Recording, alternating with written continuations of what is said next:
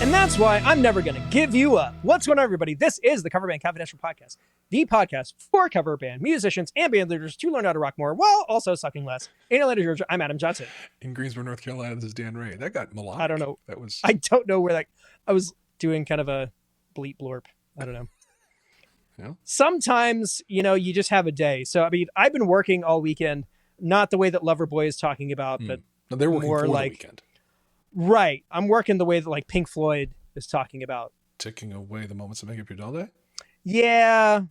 I've been hanging on in quiet desperation for a while. That's the English At way. least for this weekend. Yeah. But there's been some bright spots and some dark spots. We'll get into the dark ones.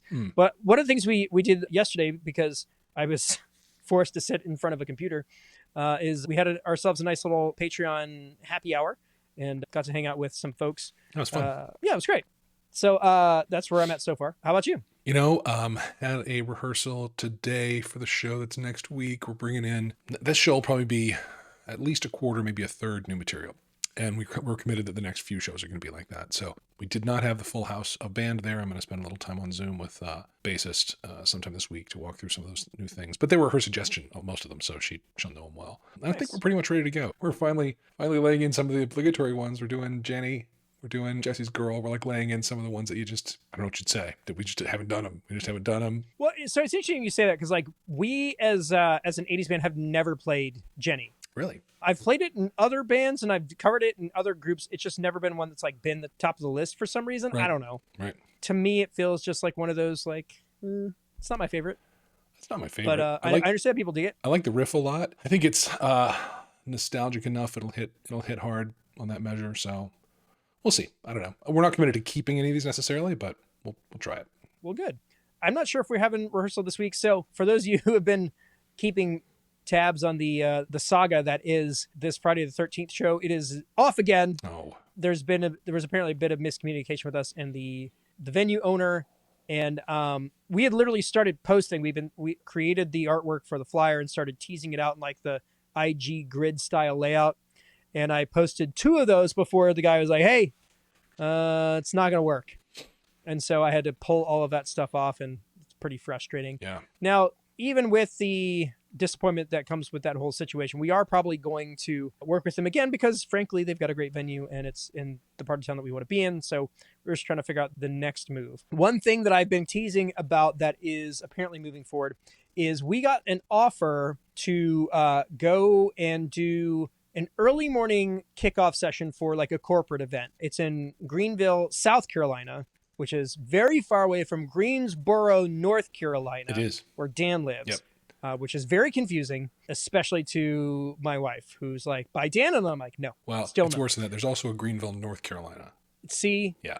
It gets really confusing. Yeah, it's a mess. So it's a situation where they're like, "Hey, well, you need to come in on the day before."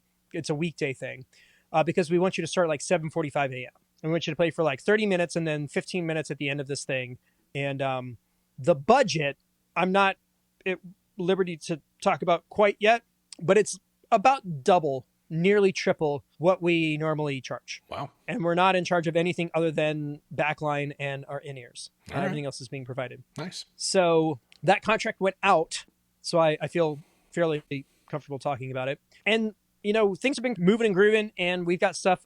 I sent some stuff out for like middle of next year, and like things are good. Now this Friday the 13th falling out is a bummer, but it's also a bit of a blessing because we had that weekend was going to be, for me, it was going to be 3 shows with 3 different bands in the course of 24 hours. And now it's only 2 of those, which gives us more time to prep for them, which is not a bad thing. So between that and all the other things, things are going well. I think we've got a band meeting in the cards. I think it's time to sit down and be like, all right, this is where we are. This is where I think we're going, see where everybody is, and figure out what the next steps might be. That's good. And that's where we're at. Okay. So let's see. As far as housekeeping stuff goes, we have gotten a couple more inquiries about the band coaching. Mm-hmm. That is still going to be open. I feel like we do that first one, and then I feel like the rest of them will get a lot of interest after that. So not too worried about that. We got to get that going. And I don't know if you guys have been keeping count, but Dan and I are realizing that we're rapidly approaching episode 300. Mm-hmm. I mean, the amount of things that I've done 300 times is not very high. Right. The fact that this is one of them is pretty crazy. It's awesome. Yeah. So we're trying to come up with like a big thing. And I don't want you guys to hold us to it, because while we are taking big swings, you know, we only have so much control over where those balls land. We've taken a couple of big swings so far, nothing's connected. But, you know, we're optimistic. Yeah. If nothing else. Yeah. Speaking of optimism, let's get into review time. Excellent. This one, 5-star review, Apple Podcasts. It says fantastically awesome. Oof. I mean, off to a great start. Yeah. Two down-to-earth dudes talking about making your band better with great, achievable advice. Always get pumped when the next episode hits my queue. Also, the show is now surrounded by a community in which cover band folks can bring their questions and ideas without fear of being judged by music snobs. My favorite pod, Rock On Guys, and that was from Charlie, whose name is Doozle in the Apple podcast world. Okay. So Thank you, thanks to Charlie and his band Mercy and Main for the kind words. If you want to hear your band mentioned on the show, leave us a 5-star review. It's the easiest thing to do. And I think that puts us where we want to be as far as pre-show talky stuffy goes. Yep. I will say, I just, because Charlie said it, I am super proud of the community we've got around this pod and around the content we're creating. It's absolutely, you know, that it's a safe space for people to come with questions is just very satisfying. Well, and I think honestly, it's something that I feel like we talk about it all the time, is that it's a safe space for people to lament, because there's a lot of lamentations in this business. And the idea that you can just lay bare what you've got going on is, it's nice to be able to have a community of people who are not only willing to hear you out, but like, yeah, I know exactly what that feels like. Yep. And that part's super relatable. Oh, and while we were talking about that, I totally forgot. The other thing that happened this week is I got my Pointy Boy all sorted. Right. I'm not sure if you saw the pictures, but I did. I've got the Explorer now has the open geared hip shot tuners with the UMP, the universal mounting plate. Those are, I mean, they're rock solid. It's also the tuning pegs are smaller, so it's way easier to like tune it now. Nice. Because it's really hard to like get your fingers up in there. And then because I'd already done that, I was like, well, you know, if we're going for it, let's go for it. So put the speed knobs there on top of because I don't know if this is even in the shot. Yeah. This middle one is a coil tap. Sweet. And it's way easier to hit that with these knurled metal knobs than with the old top hats. Very cool. So because the next show that I've got coming up is that Warped show, besides a solo thing that I got. Is it this? No, it's not. It might be this week. I think it might be on Wednesday. Anyway, you want to find that out. That'll be the next show. But yeah, I've got this guy set up, ready to go for the next Warped show, which is Saturday the 14th after Friday the 13th. There you go. So as far as like what we want to talk about this week is one of those situations where something happened on TikTok that was actually interesting enough to talk to people outside of that particular application. This whole thing started when I made a video talking about Aerosmith canceling their shows for the next 30 days because their third gig into this big farewell tour, Steven Tyler suffered a vocal injury. Yeah. And so they're off the road for 30 days while he recovers. And one thing, this is not the topic, but something I had not considered. So he suffered a vocal hemorrhage, like one of his vocal folds started bleeding. Yeah. I was like, that's really hard to do.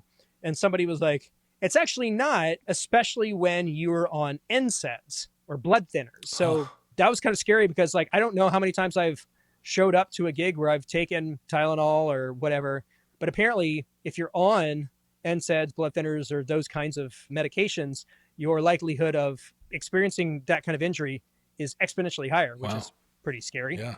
So just keep that in mind while you're out gigging, because I know most of us, not being the spring chickens that we once were, have grown reliant on those kinds of things to make our performances less unenjoyable. Yeah. We'll say. Yeah. The trade-off, of course, is we all needed one more thing to worry about. Right. So the side part of that, somebody made some comment about lip syncing, and I was like, you're like, oh, you don't want to go and see a band lip syncing? I was like, odds are you've already done it and you don't even know. Right. And then the thing that really set the whole thing off was somebody complaining about people using teleprompters on stage. And it's no secret, like we all have talked about this particular topic a number of times. Yeah. And so I was like, I don't see why that bugs you. Like it's a tool like anything else. And in the process of having this conversation, Edwin McCain chimes in, which, you know, always adds a level of credibility to the conversation. I referred to him as Mr. Color Them Wonderful. I thought that was a funny nickname, but nobody. I'm just trying to get the likes. I thought it was clever. Nobody said anything. Wow. Mr. Color Them Wonderful himself. But anyway, in that kind of back and forth, somebody was like, well, why is it okay? Or why is it like required that guitar players and bass players and drummers memorize their parts, but singers have such a hard time? And in the process of trying to like justify my stance on this, I fell in this entire rabbit hole of brain function in relation to performing and the mechanics and the brain science around musical performance. It's fascinating stuff. Yeah. It's very nerdy, but I feel like it's a cool topic to discuss on the show. Okay. So what are your thoughts on this whole situation as far as like, you're a guitar player, you're a singer, you are a guitar player who sings. Which one do you feel is less challenging to recall at a moment's notice? I think that the most challenging thing is lyrics for me, right? I usually, I'm beyond in guitar playing having to think too much about the mechanics of having a sound that happens in my head come out of the PA. That's in my bones. Same thing vocally, right? I can hit any note I can hit it without having to work my way there pretty much. But the lyrics that start the third verse of whatever it is we're doing right now, yeah, maybe not always super reliable for me to have that right at the tip of my tongue. I often feel like we're playing the songs that everyone knows the chorus to, and I'm the only guy in the room who knows the verses. Yeah, So that's fair. and I have no shame at all about using memory aids for things like that. I'm off book on my band helper app as much as I can be, which is a lot. But I always have it there. I have a page turner pedal that I'm always keeping up on the app with where we are in the song, just because I don't have to hunt if I need it. But a lot of times I'm just paging through it and not really looking because I know what I'm doing in this particular tune. But the 2, 3, 4 times a night it saves my bacon, what's worth doing that? Yeah, and I mean, I feel like everybody's got their own way of doing things and everybody's got their own tricks on how I keep this thing working. And for me, I find that if I don't try to be off book, I won't ever get off book. True, yes. There's kind of that whole situation where if you don't try to commit it to memory, it's just not going to happen. Yeah. But it's an interesting situation because in the process of learning the concepts around memory recollection for those two things, it turns out that the recalling lyrics for singing and recalling data for playing is actually coming from different parts of the brain, like totally. And what it really boils down to is that playing your instrument actually lights up more sections of the brain than recalling song lyrics does. And a part of that is you're spreading the bandwidth across, multiple areas. So for guitar specifically, you've got the auditory center, the motor center, you've got the prefrontal cortex, which is playing decisions. Mm-hmm. So that would be where your improvisational stuff comes from. Function, they call that, right? Yeah. Temporal and occipital lobe, which is sound and visual processing. And then the hippocampus, which is for onboarding new things that then are later committed to long-term memory. It's also where hippos go to college on the hippocampus. That is also true. That's a great joke. And nobody's ever said that joke. I know. And science bears it out. Completely original to me. Yeah. It's true. The thing for me is that if I'm doing one or I'm doing the other, those particular exercises feel totally different to me. Because when I'm just focused on singing, it feels like, it's like acting. It's like, reciting poetry, whatever. It's literally just, I've got this line of words that I've ingested, and then my job is to just push that information back out, which is just repetition and memorization and that kind of thing. Whereas learning a song on guitar feels like math. It's more about numbers and patterns versus like, let's say English or language arts for singing. And it's just an interesting thing because like, as a person who sucked at math because I had ADHD, but I actually think in math almost more than anything else, just because that things make sense to me that way. Yeah. I'm always looking for patterns and stuff. And pattern recognition apparently is a symptom or a superpower that ADHD people have, which is cool, but it drives my wife nuts because like we're watching a movie. I'm like, he's the killer. And it's like 10 minutes in because you're used to the tropes. And so like, I'm always looking for, I'm trying to connect the dots and that kind of thing. But where the rubber really meets the road, where it gets really interesting is when you are standing there doing both of those things simultaneously. Right. So when you are fronting the group and you're doing the thing, which one do you feel like you're actively concentrating on? So when I'm playing guitar and singing, for the most part, my guitar playing, I might need to think about it some as I'm starting a song up, as I'm sort of pulling it from deeper memory. But before we're a couple times around the riff of it, it's muscle memory, and I'm not thinking about it anymore for the rest of the song. When you're singing, is it like a thing where if you can get the train out of the station, like you're okay? Sometimes I'll find myself pulling the line from the second verse up into the third, or I'll find myself word salading the lines of the verses or whatever. But very rarely does singing go on muscle memory for me. Usually I'm working to emote, I'm working to communicate, and I generally find that I stay pretty present in my vocal performance, while my hands, check with me in 10 minutes, I will have thought about my hands like twice. Yeah. And I feel like we were talking about this before we went live. It's the moment that you start to think about the thing that you don't normally think about, you're done. It's gone. Like you're toast. Yeah. I was talking with Amber about this earlier because she's primarily on stage, she's singing. That's what she's doing. Right. And for her, it is a thing where like if you can just give her the first word or two, the train can leave the station and she's good to go. Right. And so for some people, when I've had to kind of onboard songs really quickly, I made a video about this it was maybe end of last year, where I got asked to do The Day I Tried to Live, that Soundgarden song for a Chris Cornell tribute. Right. And I had like 4 days to really like line this thing up. And I was only set to do just the singing part. And for me, it was, if I could get the first 5 words out of any of the verses, I was okay. And so that's where I was really drilling down on the beginning of each of those things, because if I could start it, I could finish it. Yeah. Because typically, if you are having to think about the lyrics go somewhere. So if you can start that phrase, you're able to tell the rest of the story because it's already in there. Right. But while I'm doing that, my hands are just doing whatever the hell my hands are doing. Yeah. It's not me playing that. I'll tell you one place I'm really struggling with that right now. I'm working on getting smooth with the original solo to Hello by Lionel Richie. Yep. One of the most beautiful solos ever put to tape. And I mostly have the moves of it, but the challenge, of course, is I'm singing it too, and Lionel comes back into the last chorus and the solo continues under him a bit.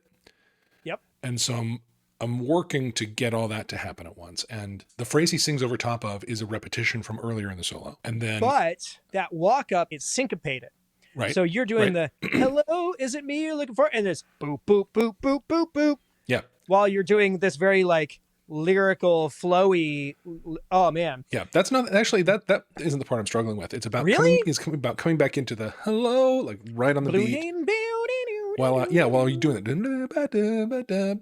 like right in the middle of that, it comes back into that hello. And if I can nail that, then I have no trouble doing that syncopated arpeggio bit that ends the solo. But really nailing that vocal entry mid phrase in the guitar solo is really hurting my brain. It's tough. That being said, aren't you grateful that it doesn't happen during that really fast run of octaves? Blam, blam, blam, Yeah, blam, blam, blam. It's gorgeous. The reality is, I might simplify the second half of that to not be octaves. Actually, on the stage, we'll see. I can't quite get the bottom half of that run smooth. Not yet, anyway. I'm still working. Just put an octaver on the quad cortex. Smart thinking. That's the way. I think I just solved your problem. You might Done. have, yeah. Boom. But yeah, it's so funny because the other thing about that I struggle with if I'm the only guitar player on a gig is the transition from I'm focusing on singing to I'm focusing on guitaring. Mm-hmm.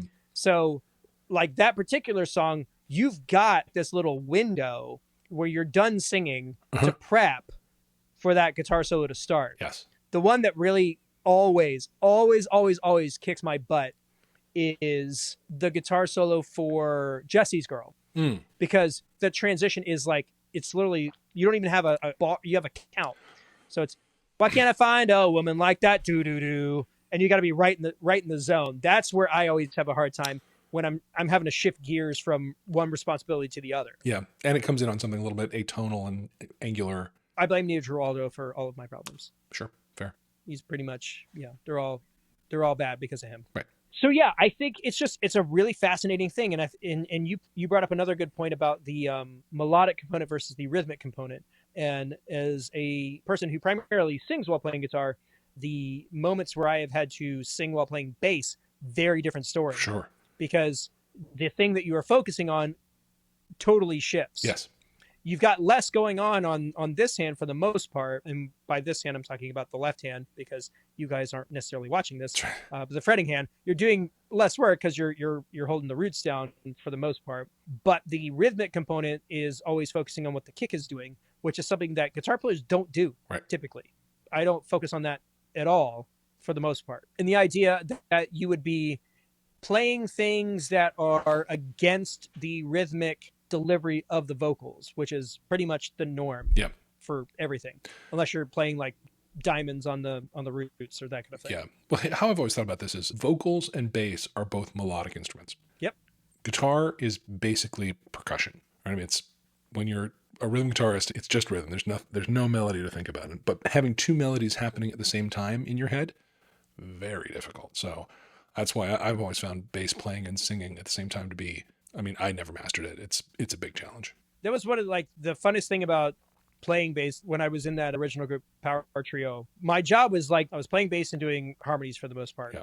So everything is harmony. Everything. Yeah. You're trying to do counterpoint on the bass line so that you're not just following what the guitar is doing all the time. And then you're also doing like intervals and stuff over top of like it's so much work, but from a creative standpoint, your brain is just like firing and like all over the place. Yeah, it's cool. It's a lot of fun. You're kind of capturing the bottom and the top of the chord. That's neat. Yeah. I know that it's fun to dunk on bass players like they're not as competent musicians as other people, but like frankly, being a singing bass player is the most challenging gig that I've ever done. For sure. Chops aside, it's just like the amount of bandwidth that you've got to dedicate to doing those two jobs at the same time is just astronomical. Yeah. Yeah, I've never gigged that position, but I've tried it out some, and it's not easy. It's fun. Yeah, I'd go back to playing bass in a heartbeat. Cool. And it's like if somebody's like, "Hey, can you play?" I'm like, "Yes, let's play bass. Let's go." Because everything else is less work. You show up with less gear. Yeah. You plug your two things in, you're done. Yep. Man, that's great. But everything else is way more work. Yeah. Well, that's pretty much it. Brains are fascinating. This is your brain on music. And we're geniuses. Yeah. I think that's really what I wanted to hammer home. Oh, for sure. Yeah, no, you were a mental athlete. 100%. Yeah. My hair looks ridiculous. I'm just noticing that. Well, anyway, I'm getting my hair cut. Well, I've planned this for the pod, but yes. Listen, I was trying to grow it out, and I'm giving up. Okay. Some people, you're like, all right, I just got to get through this auger part. Nope, I'm not going to do it. It's like all. I'm just going to go back to. It is. It's like you look terrible, terrible, terrible, terrible, terrible, terrible, terrible. A year goes by. Oh, your hair's cool. Right. I'm not willing to sit through that. I used the first year of the pandemic for that. And then it did get kind of cool. And then I was like, no, it makes me sad every time I look at it. I can't go on like this. Listen, if it dropped 20 degrees tomorrow, I could probably make it work. Because if I was just in beanie season, like overnight, all hats. Done. Sure. All hats. But we're not quite there yet. It's going to be back in the freaking 80s again this week. I'm over it. Yeah. So in conclusion, your brain is great and you should put a hat on it to keep it warm so that you can do the things you need to do. Yeah. That's I mean, what better summary could there be? Wrap it up. That's the show. All right, folks, that's going to do it for this week. Thanks so much for tuning in. We could do this without you, but it's way more fun because you're here. If you'd like to support the show, join the Patreon, leave a review, or do any of the other stuff that Mike's about to tell you. Otherwise, I'll go ahead and call it for this week. In Atlanta, Georgia, I am Adam Johnson. In Greensboro, North Carolina, I'm Dan Ryan. You have been listening to the Cover Band Confidential podcast for the week of September 22nd, 2023.